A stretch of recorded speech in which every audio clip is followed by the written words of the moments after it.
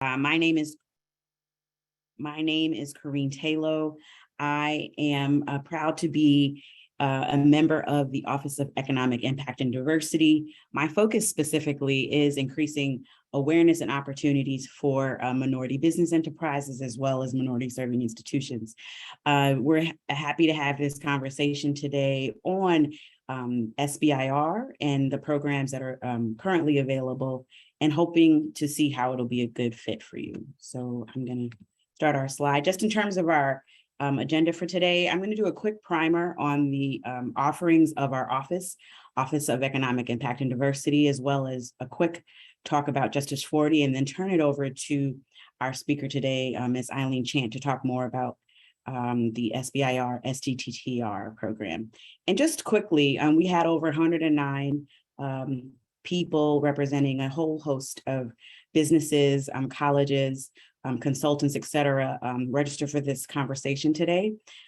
Interestingly enough, 64% of you had not heard of the Office of Economic Impact or had ever, and 78% had never applied to the SBIR program. So today's informational, I think, is going to be very important, not only in increasing your awareness, but hopefully enticing a number of you to actually apply if you do feel that it's a good fit to the SBIR program. So I'll quickly just go through a few slides and turn it over to Eileen. So the leadership for our office is Shalonda Baker. She is the director of the office, as well as Tony Reams, who is senior advisor in the Office of Economic Impact and Diversity. Just to give you just historical information, our office was created back in 1978 with 5 key statutory objectives, advising the secretary on a whole host of policies and regulations that pertain to people of color and minority-owned businesses, looking at research and data collection to determine the effects of programs, developing and recommending energy-relevant programs for communities of color, addressing and assessing energy burdens, and also providing energy-related technical assistance and job creation opportunities. Also, particularly important is the Justice 40 initiative, which is an important executive order that was issued at the beginning of the Biden administration that provides that 40% of the overall benefits of certain federal investments should flow to disadvantaged communities. And so they range in investments in clean energy efficiency, clean transit, affordable housing, et cetera. And so that is the frame that our office approaches the work that we do here at DOE. We have 8 policy priorities. The first 2 focus on decreasing energy burdens and environmental exposures, but the remaining 6, I think, are very pertinent for the conversation today. Increasing parity in clean energy, technology and access, increasing access to low cost capital, increasing clean energy enterprise creation, also increasing clean energy job pipelines, job trainings, and then also increasing energy resiliency and energy democracy.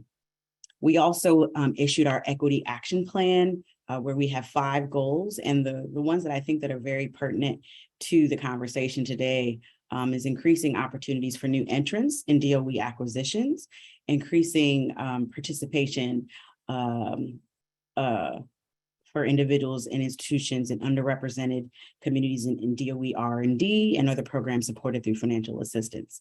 And please, feel free to go to our website to learn more about our equity action plan and how we are implementing Justice 40 throughout the agency.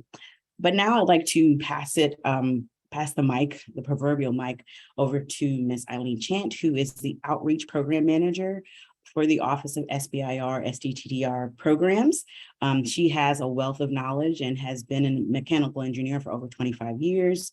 She also has experience supporting startup companies with technology evaluation and grant writing. She received her PhD in mechanical engineering from Georgia Institute of Technology, and she's just been very helpful to our office as we figure out ways to increase the number of diverse candidates for the SBIR program. So I'll now turn it over to Eileen. Thank you, Corrine. Thanks a million. You can go to the next slide. Yep, I'm gonna just pull up the other one. And I'm really happy to have everyone here and meet everyone. I'd love to see people put in their chat what they're working on. I assume you're entrepreneurs or investors. And if you are, what technology areas are you working in? Which technology areas you're investing in? So just go ahead and fill up the chat. It gives me a really good idea of who I'm speaking to. So I'm here to talk about the DOE's SBIR, STTR programs. And so I wonder if I should just like raise my finger when you want to just go to the next slide. Would that work? If you could say next slide, that would work. Okay, next slide.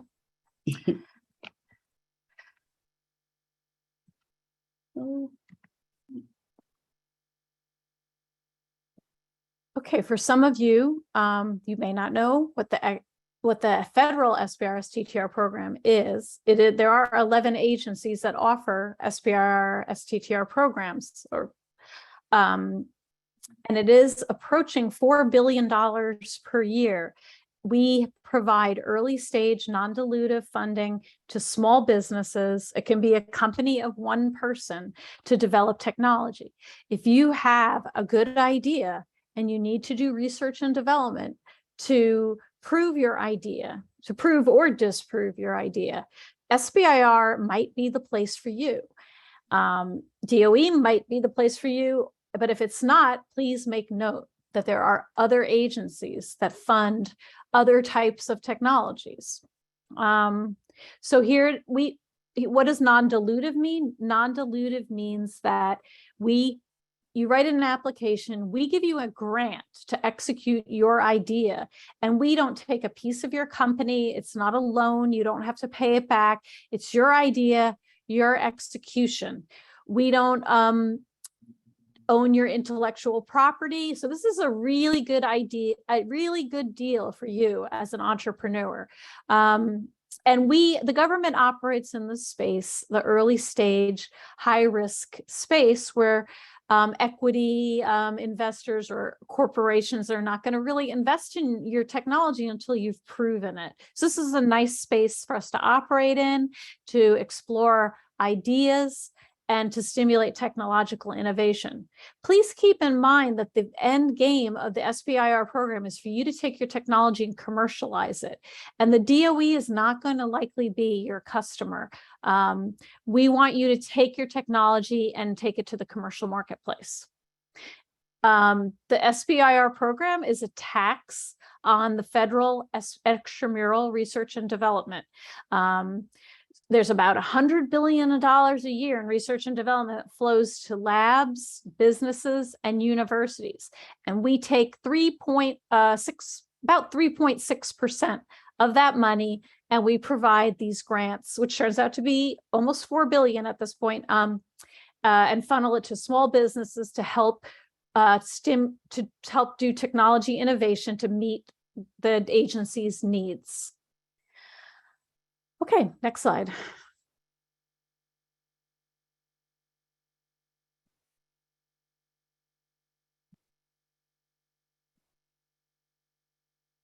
So again, 11 agencies, they're shown here.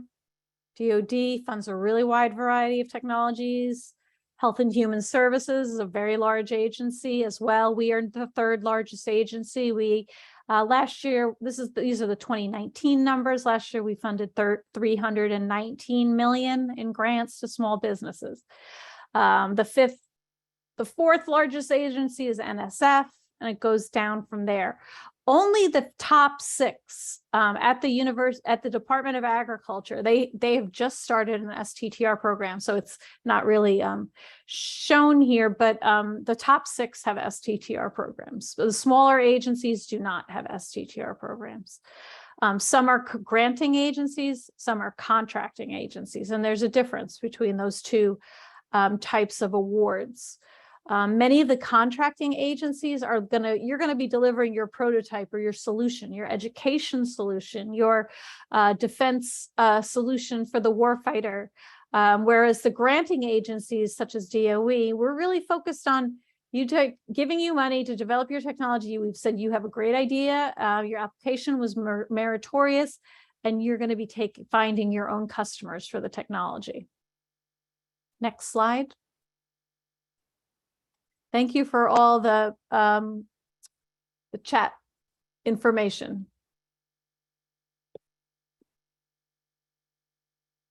Okay, question. Are all the agencies' programs the same? No, they're not. I already talked. Some are granting agencies, some are contracting agencies, some have both SBIR and STTR, others have only SBIR.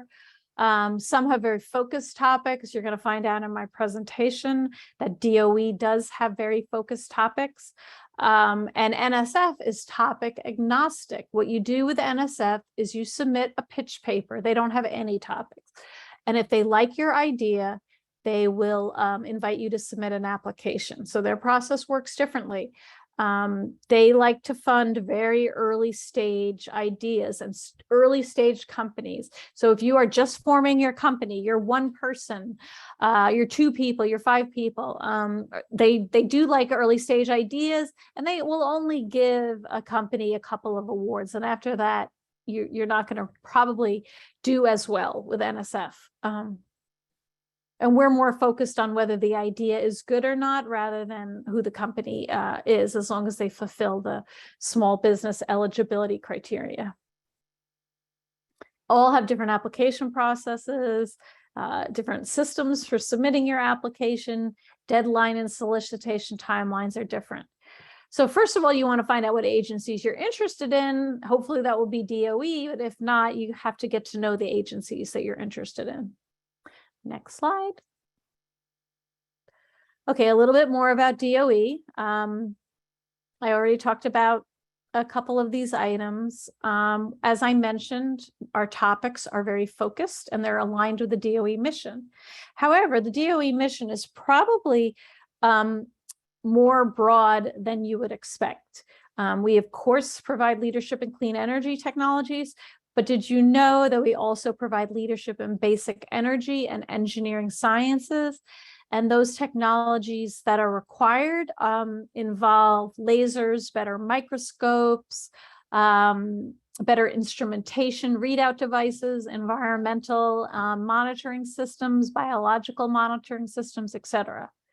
We are also tasked with enhancement of nuclear security. And so we have a number of topics in nuclear threat detection, and also mitigation of nuclear weapons waste, because the DOE is in charge of the weapons waste sites around the country. So one thing about DOE is to remember is that the topics are more wide-ranging than you would expect. We have 2 solicitations per year. One is open now. It's more focused on high performance computing and deep science. If you're interested in those areas, you should look now.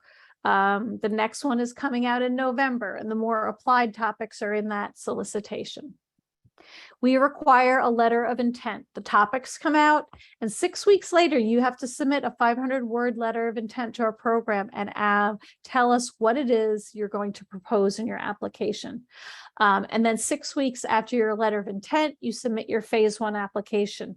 You cannot submit an application unless you've already submitted a letter of intent. That's the way our program works.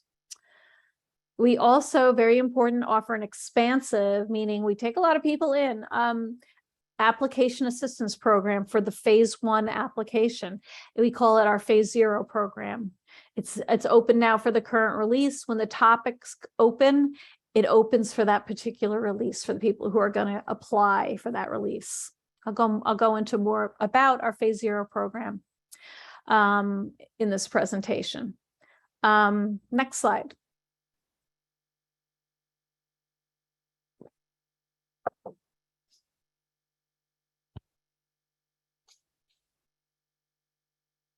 Okay, I just have a slide on SBIR versus STTR.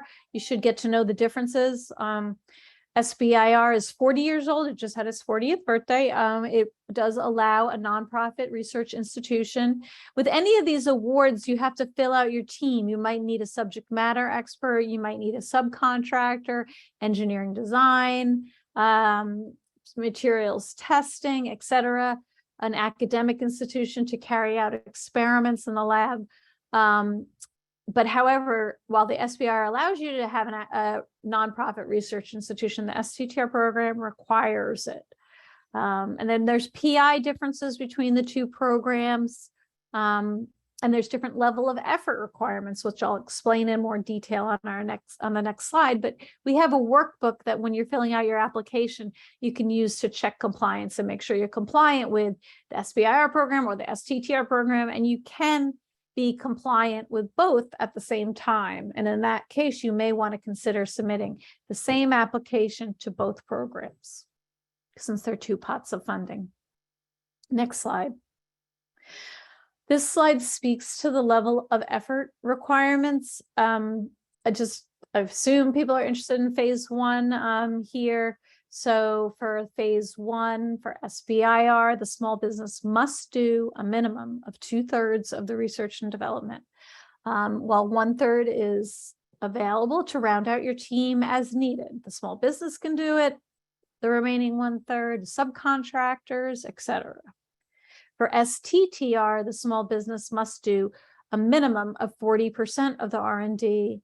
The research institution is a requirement and must do a minimum of 30% of the R&D. So those are the kind of level of effort rules. Again, we have a workbook that will help you through it when the time comes. Next slide. We have 2 phase one funding opportunities per year. July 11th, the release 1 topics came out. We have 4 offices that issue topics in release 1. Advanced scientific computing research. So that's about research and improvements in high performance computing. We also have the following 3 offices: basic energy science, biological and environmental research, and nuclear physics. Okay, these are more like deep science topics. They're looking for the lasers, the microscopes, the better mirrors, the environmental and atmospheric monitoring, biological imaging, new ways and better ways to study materials and energy. And then release 2 comes out in November. There are up to 9 offices that issue topics, and these topics are mostly more applied. Are you developing a cybersecurity technology? There's topics on nuclear nonproliferation, such as a nuclear detonation detection tool. Office of Electricity, which is around improving the stability and energy storage in the grid. And then there's energy efficiency and renewable energy, which everybody will associate with DOE. That's the solar, the wind, fuel cells, hydrogen, water, hydropower, advanced manufacturing. So all of those technologies that you associate with the DOE.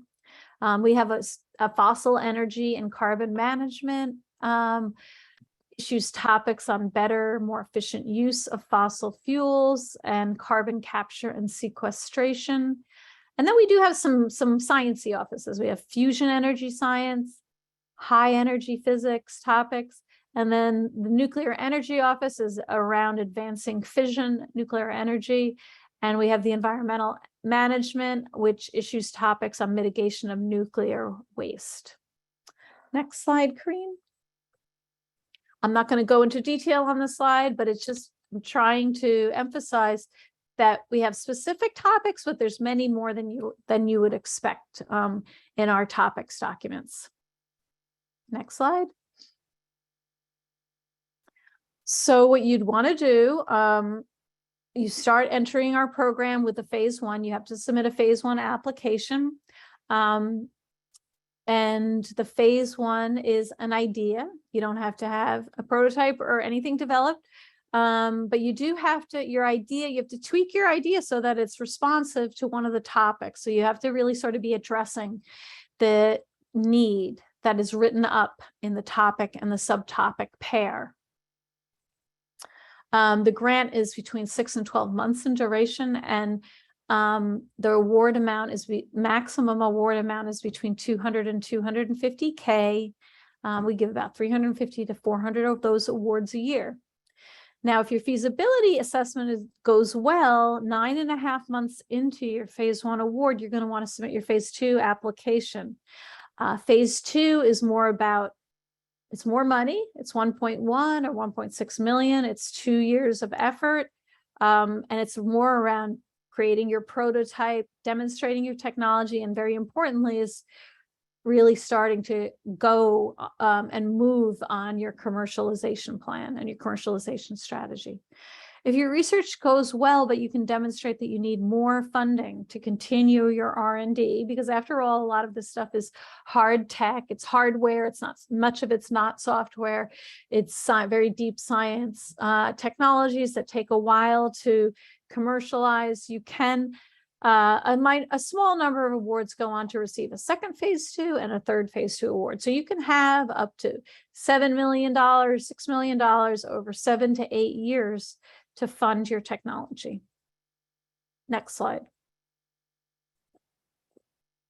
Okay, here's our very important funding opportunity announcement page. It's kind of boring as a table, a very boring looking table, but make no mistake, it holds a lot of information. If you're interested in the release 1 topics, you should be on this page today, because if you're a little late in the game. But take a look at the topics. Look at the table of contents, do a keyword search, pick about 5 or 6 different keywords that describe what it is you're trying to do and see if there's anything there for you. If so, you do have to provide your letter of intent by August 29th, so it's not that far away. It just shows the timeline when when the webinars occur, because we have a webinar to talk about the topics. We have a webinar to talk about the funding opportunity announcement, which is the rule, how to apply for our program and the rules associated with our program. So you want to go to all of these if you're interested in DOE, SBIR, and then the rest of the schedule. We do provide some feedback on the LOIs. Full applications are due. You are notified of whether you are selected for award 90 days after, within 90 days of the application date, etc. November 7th, the next group of topics come out. Make sure you come to our site on November 7th, and the topics document will be populated here. Review the topics document, do the keyword search, and see if there's anything there for you. Next slide. Okay, I'm highlighting the all-important Phase 0 Application Assistance Program. If you have never applied to our program, you are eligible. You receive an individual coach to help you through the application process. You do have to be the innovator. You have to be the one who's bringing the guts of the technology. They are not going to write the application for you. You are really the one writing the application, but they help you through the process. You can email us with questions. You really need, if you're interested in our program, you really need to be on our mailing list, so you'll be alerted to the news, the solicitations, the webinars. And if you are in the pipeline of applying to our program, you'll be invited to our Ask Us Anything webinars. There's 7 of them during the application process. You can jump on a call and ask us questions. Next slide. This slide describes the Phase 0 program. You get help with your letter of intent. You get help with your systems registration, sam.gov, which is a little challenging. They help with proposal preparation. They review your proposal. That's fundamentally what they do. And they also get a little bit of market research with this program. So you get some insight into what the market looks like and what the customer, who your customers are. You can also get advice on filling out the financial forms. You can get a little bit of technology advice and consultation or other types of mentoring. So you get, there's a wealth of services in this program. If you're just starting out, it's a good resource for you. Next page.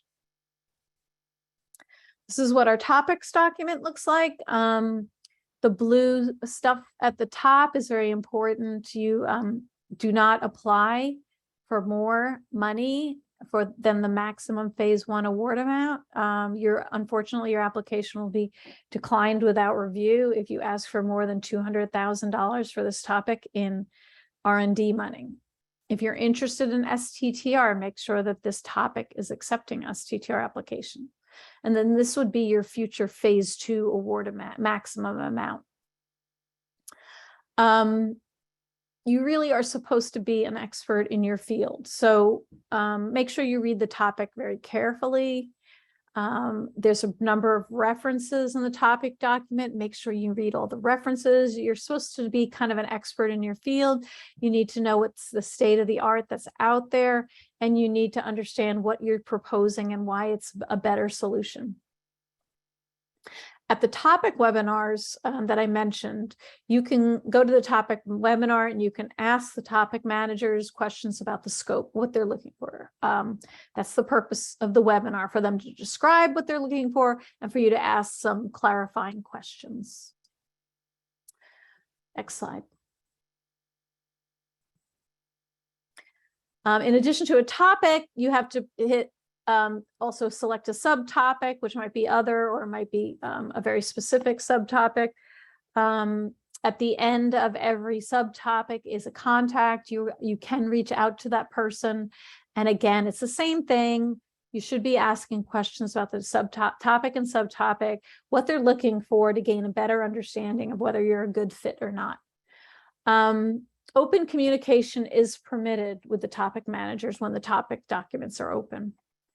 Can you go back one slide, Karine? I wanted to mention that we are now starting to introduce some equity topics into our solicitations. And this one was a particularly interesting one that was you still have to have the R&D and the technology development piece, but you should, there should be a focus on the technology development that will assist underserved and economically distressed communities.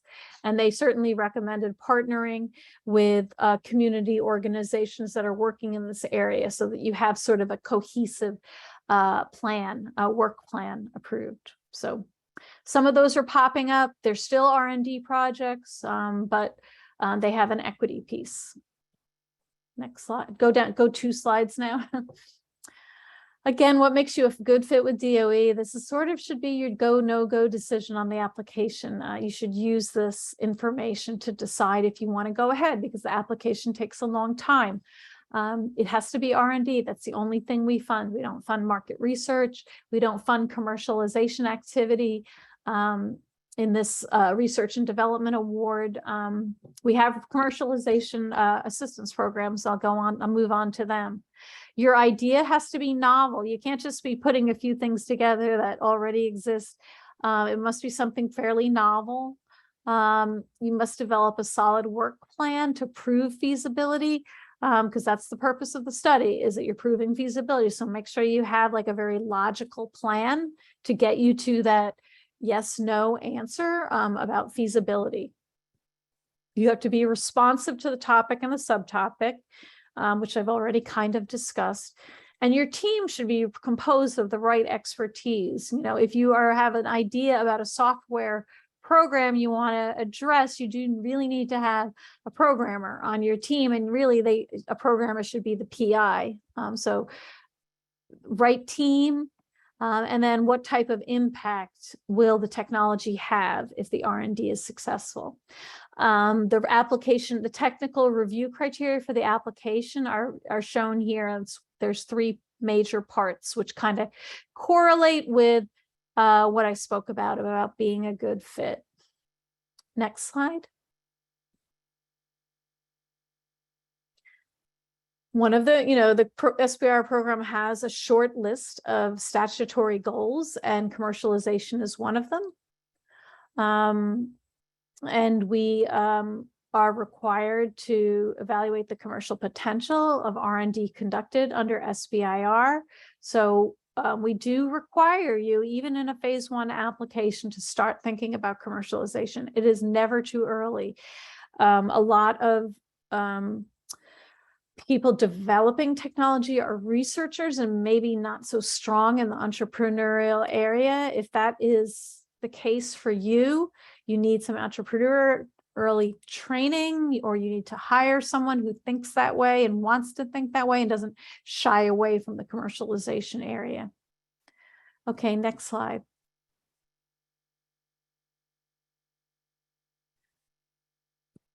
I'll leave you with some thoughts on commercialization? Not that I'm leaving, I'm in this section. There's lots of business models out there. Are you making something that you're going to just outright sell? Are you developing software and are you going to license it, or is the software going to provide some type of a service and they're going to pay for the service? The customers are going to pay for the service. Are you developing a technology that other companies will license, pay a licensing fee for you? So no one model is right for everyone. You need to start thinking about your business model. Next slide. I don't know if anyone's heard that word, the term phase 3, phase 1, and phase 2 are SBIR funds. Phase 3 is non-SBIR funds. So this is money that you get from the private sector or the government, but it's not SBIR funding. And you need to think about, when you are done with your phase 2, where's your cash flow going to come from? And there are different places that it can come from. You can be selling your technology to the federal government. You could be selling your technology to the private sector. You might be acquired. You might have a larger company acquire your technology, and you might have investors come in. And in that case, there's negotiations about how much control and how much ownership they have over the company. So you need to be thinking about phase 3 as well. Sooner the better. Okay, next slide. And so a phase 1 application does have a commercialization plan. And let me tell you that it's not such a large part of the application review. For phase 2, it's a very important part of your application. For phase 1, the technical people that are reviewing your application are looking more at the technical piece about whether or not you have a good work plan to do what it is that you're trying to do. And is it an area, is it a project that would have a technological impact? So I don't want to lie and say that the commercialization plan is really important, but we really want you to start thinking about it for your own future financial health. And here are sort of the topics that you have to address in the phase 1 commercialization plan. It is required, it is reviewed, it's reviewed by technical personnel. Whereas in the phase 2 application, it's reviewed by a business person. So you really want to start thinking about who needs your solution, what are they using now, what are they willing to pay, and what's better about your technology. Next slide.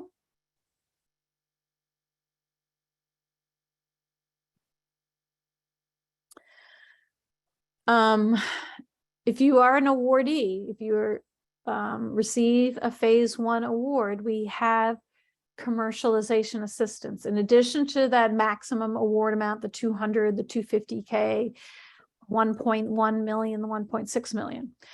The first item is actually for applicants and awardees, is partnering resources.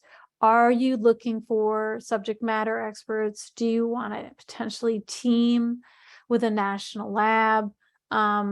Just, are there needs in terms of your research that you could use external support for? You could go to our partnering page and check it out. Our tech to market on partnering advisor is Carol Rabke. Please reach out to her. It looks like there's a letter cut off here at the beginning. She would love to speak to you if you have partnering needs. If you are an awardee for phase 1, you receive automatically $6,500 of support above the maximum award amount to have a vendor provide you with commercialization services. You can select your own vendor, in which case you put it in your phase 1 application. You have to identify the vendor, you have to do a budget and budget justification, and have a letter of a commitment from the vendor. If you do nothing in your phase 1 application, you will become automatically eligible for our program using our DOE selected vendor, which is right now LARDA. And these services involve intellectual property strategy, not IP, not patenting services, but landscape strategy, marketing research, your sales pitch, your price point, and more. If you go to a phase 2 award and you receive a phase 2 award, rather, you get $50,000 for the tab of services, which is a nice chunk of money to study the commercialization landscape. And then we have an Energy I-Core program. The program's growing. It's now at 55, not 40. And it is a customer discovery process. You can apply to this program if you become a phase 1 awardee. It involves interviewing 30 potential customers. So you really kind of come out of it knowing a lot more about what your customers are looking for. Next slide, Karine. I did want to mention our initiatives on diversity, equity, and inclusion. We do collaborate with the SCDEI office to understand and implement best practices for promoting DOI and DEI in the SBIR STTR program. We're always looking for opportunities such as this one to elevate awareness to minority entrepreneurs, female entrepreneurs, other underrepresented entrepreneurs. So always feel free to reach out to me to speak at your event. And then I list some of the DEI initiatives that are all fairly new. We're tracking our progress over time to understand historically and moving forward how we're doing. The phase 0 program is to get those early stage and more diverse entrepreneurs into the phase 1 pipeline. And our phase 0 program is a very diverse program.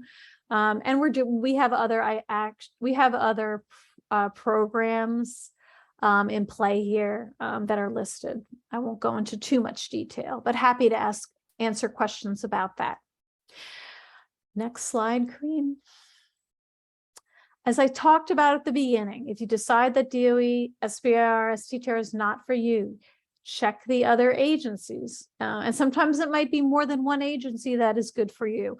And you should look for all available opportunities for funding. There is overlap between what NSF and DOE funds. There's overlap between what DOD and DOE funds. The same for Department of Transportation and DOE. And the resources on navigating the whole federal system is on the SBIR.gov site. Solicitation information, links to the different agency sites are all there. Next slide. So in addition to the grants that we provide, we offer, hopefully I conveyed to you that there are a lot of support programs to help you get into this program if it is a fit for you. We do the phase 0 assistance. We have tutorials on our phase 0 site. We have partnering. We have a lot of webinars to help you understand the process. And as far as awardee resources are concerned, we have the TABA, the Energy I-Core. We have a PI meeting, which you learn a lot about how to move from phase 1 to phase 2. We have high performance computing resources available, and we have a program called the Diversity Supplement as well. Next slide. A lot of what the DOE funds is hard tech or deep tech. It's hardware development, and this process, while it's very exciting, it is a road filled with challenges. So just a little bit of parting advice. It takes years to take the hard tech to market. So really want to focus on all potential funding resources and always understand the market. Know that your commercialization plan is not static. It's something that's always changing.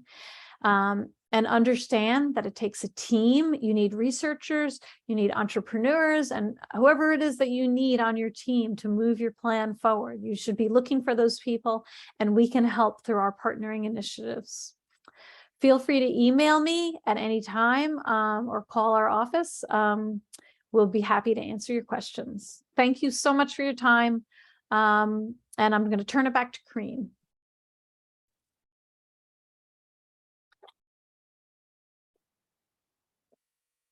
Thank you so much, Eileen. And I wasn't able to see the chat Do we have time to answer any questions that anyone might have just before we wrap things up? Yeah, and please, people can, I think if you can turn on your cameras and unmute, you can be happy. I'd be happy to see a face and hear a voice. Let me go through the chat. Share these slides. Yes, we can share the slides. Yeah, we will share the slides.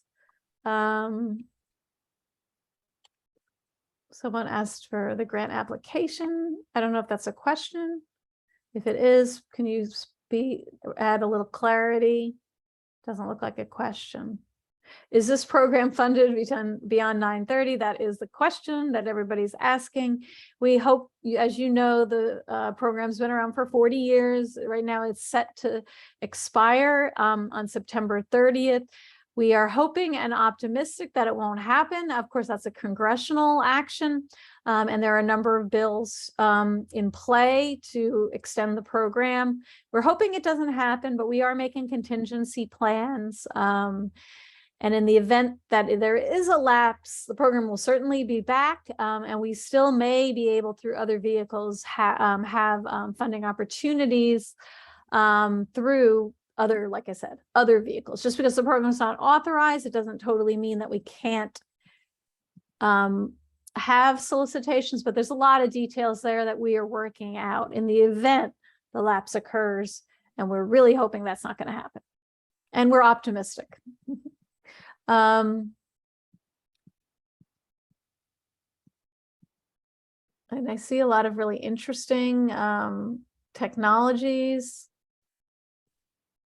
I see a sustainable consulting company helping entrepreneurs and employers go green. Note that there are some topics on workforce development. Sometimes it's a software topic.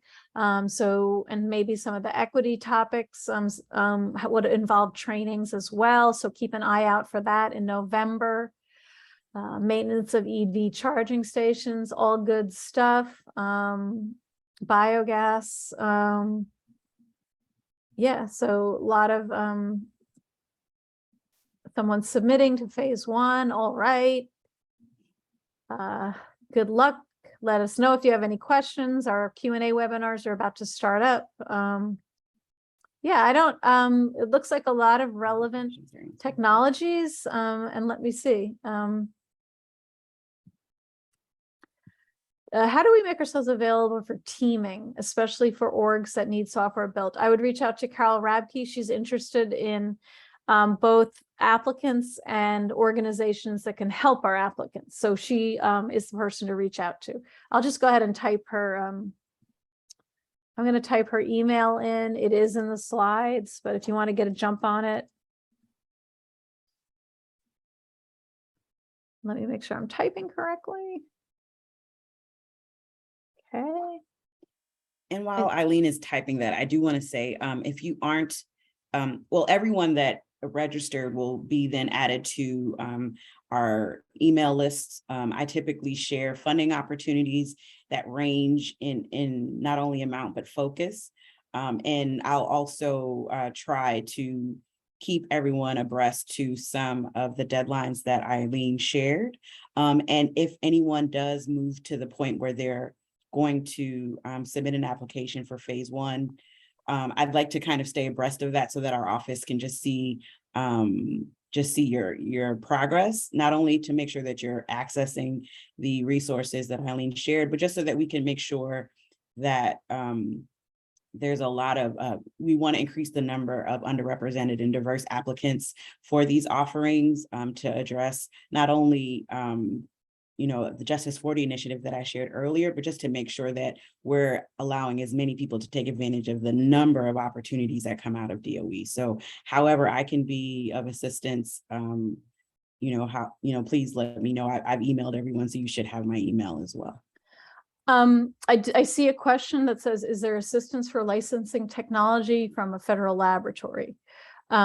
We do have technology transfer opportunities. There's one in our topics document now.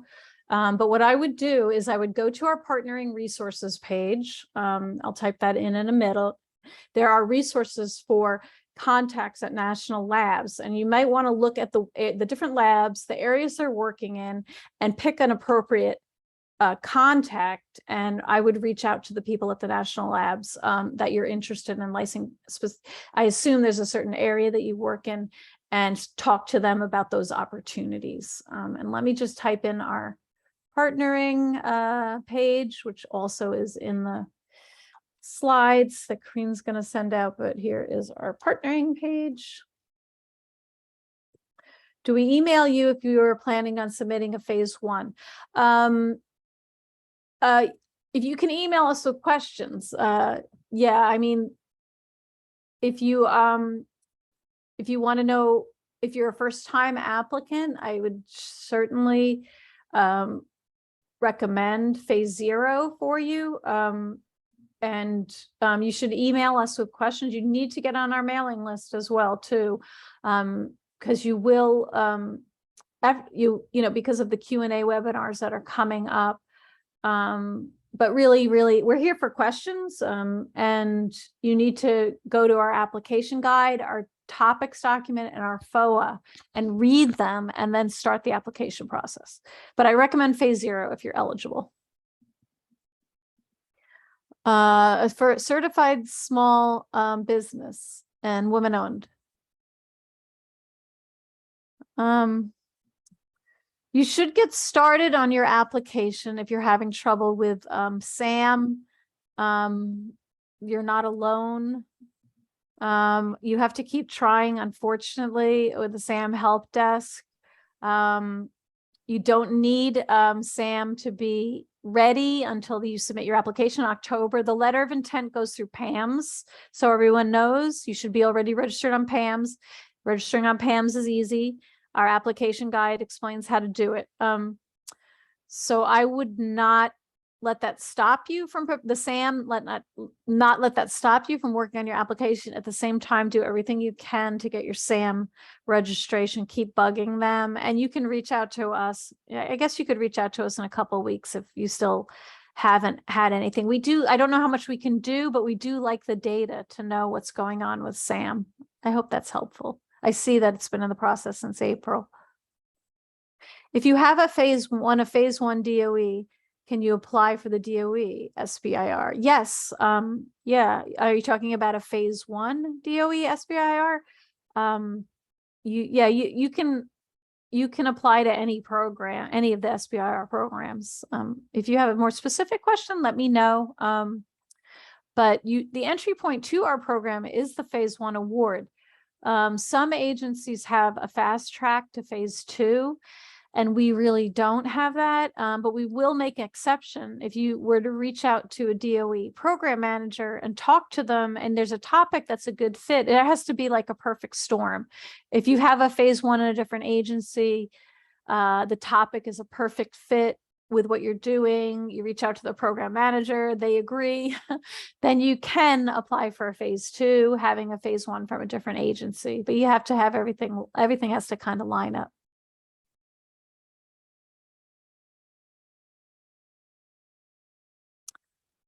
Okay, I don't think I missed any questions. Let me search because they're a little bit mixed in with the technology areas.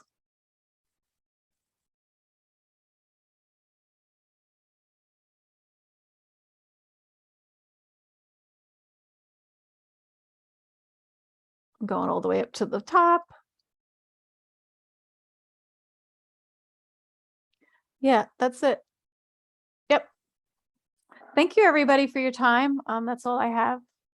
Kareen? Thank you so much, Eileen, for joining and sharing this important program. For everyone that attended, we will be following up. Well, everyone who registered, we'll make sure to receive not only the slides, but the recording, just so that you can review it. And feel free to reach out to either Eileen or myself if you have additional questions about not only SBIR specifically for Eileen, but for me, any questions you have around just engaging with the Department of Energy as an entrepreneur. So thank you so much for joining us today, and we will be in touch with you very soon. Have a great day. Bye, everyone.